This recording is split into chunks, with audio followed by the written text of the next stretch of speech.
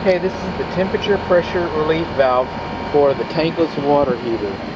And I just opened the valve, it's the pressure relief valve, and water came out like it's supposed to.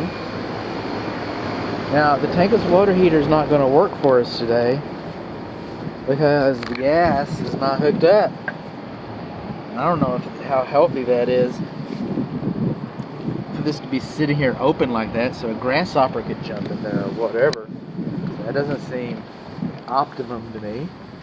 Coming into the garage on the west back wall, this is the, okay, let's look at the flue exhaust. I'm kind of fumbling through here. I'm a fumbler. While we're at it, this is the weather sensor for the lawn sprinkler system. If this is our exhaust flue, tankless water heater. If it's 2 feet from the soffit vents, then it's fine.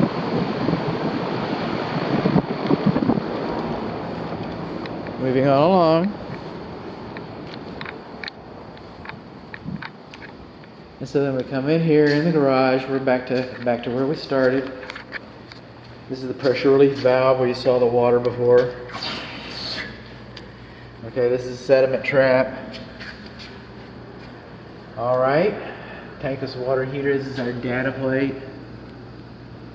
This is our thermostat, which I turned off because we don't have gas service to the home. Okay, it's GFCI protected. Alright, so let's get down to the nitty gritty. Let's start with the flue. This is a high energy, well actually it is a high energy. When it comes on, it's pumping some energy. It's supposed to be a high efficiency, but there's some debate about that. Alright, so what happens here though is when you have a high efficiency unit, this will never burn you, because what we're doing by being high efficiency is we're extracting all the heat out of the exhaust flue. Alright, and putting it into the water. The money you spend heating this thing goes into the water. It doesn't go out the wall. Okay, exhaust goes out the wall. About the same amount of exhaust as a city bus, it turns out. That's what we learned. Okay, we learned these things. So, but to extract that much heat out of the city bus exhaust, it creates condensate. Okay, and condensate is acidic. And this is the condensate drain line. Right here, the manufacturer put that. If this is in a closet, if this is in a garage, if this is on an exterior wall, if this is in a cabinet on the exterior, this wouldn't be necessary usually. Okay, but if the acidic condensate can't come out of here, where does it go? It drains down through here into your heat exchanger and rust it out. So this 15-year unit, I don't know if it'll last 15 years, but without the condensate drain, and I've got instructions baked in the inspection report, without a condensate drain, it's only going to last about 5 years. It might last 6. I'm not going to give you any promises on ages, but you've taken, this is a Porsche, and you've taken, this exotic machine, and you're just going to let the acid run through, literally acid run through your evaporator coil, your heat exchanger. It's going to corrode it. It's not going to last as long as it normally would. I don't see a care and use manual. And then we come along here and see this right here, this little red tape where it says gas. Okay, that's not been molested.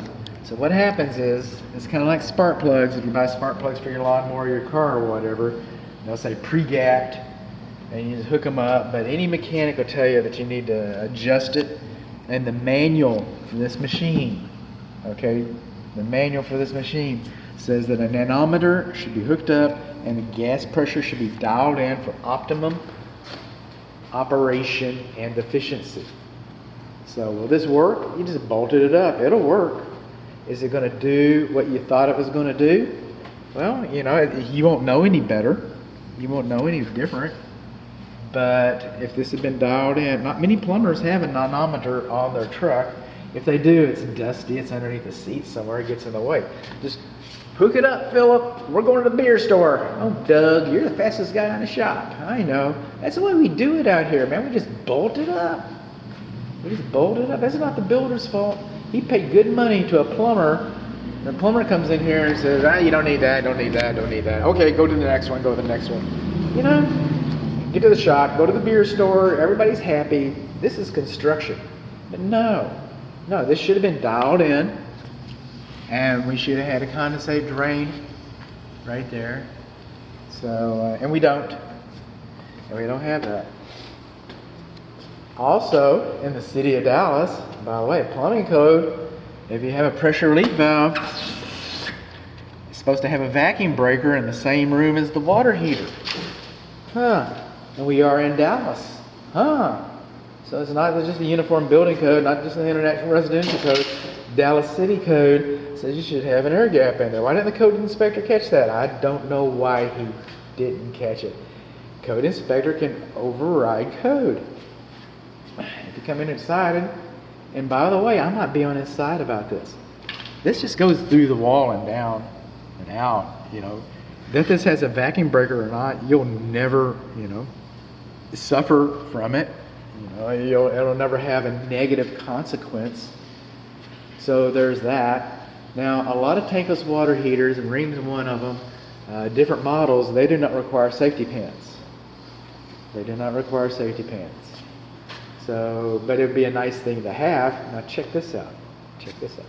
What if we had a vacuum breaker and the pipe went down to a safety pan and the safety pan went outside? Then you've killed two birds with one stone. A safety pan is a relatively inexpensive part. So for just a couple extra dollars, you put a safety pan in there, get your air gap in there, nobody's around to complain. There's nothing to complain about. Everything was done textbook, letter perfect, as it should have been, what the manufacturer wanted. That could have happened like that. All right. Now, beyond, because I like to go beyond.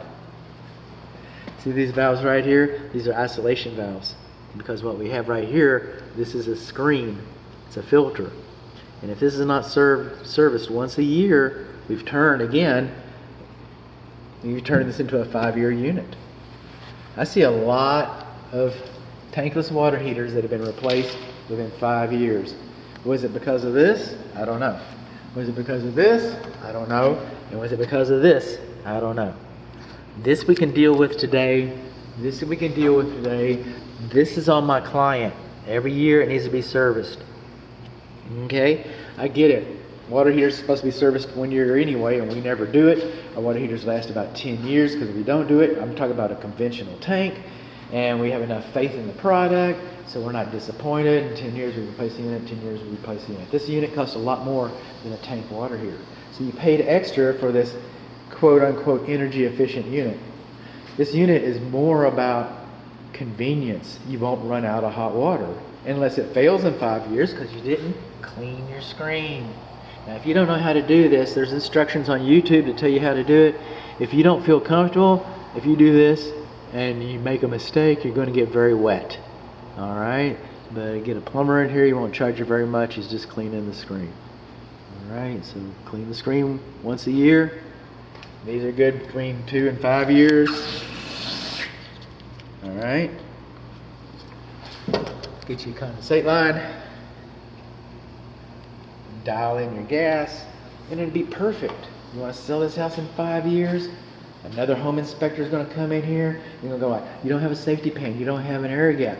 Have you cleaned the screen? This never got adjusted. We got acid coming in here. And now everybody's afraid.